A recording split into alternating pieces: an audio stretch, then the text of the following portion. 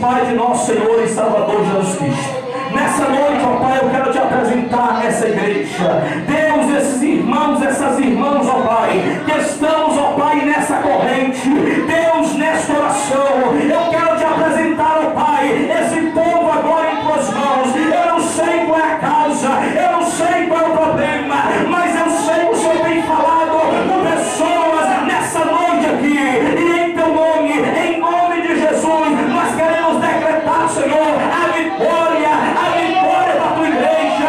Deus, entra com providência agora, resolva essa causa difícil, aquela causa que não tem mais jeito, aquela causa que não tem mais solução, nessa noite, ó Pai, em nome de Jesus, em nome de Jesus, em nome de Jesus, nós decretamos, ó Pai, a vitória para a tua igreja. E assim, Senhor, eu creio, ó Pai, em teu nome, que a vitória é os teus filhos e filhas nessa noite. Por isso, Pai, eu te suplico as bênçãos e em teu nome eu te agradeço, Jesus. Amém. Podem sentar, eu vou estar voltando o trabalho para o nosso pastor.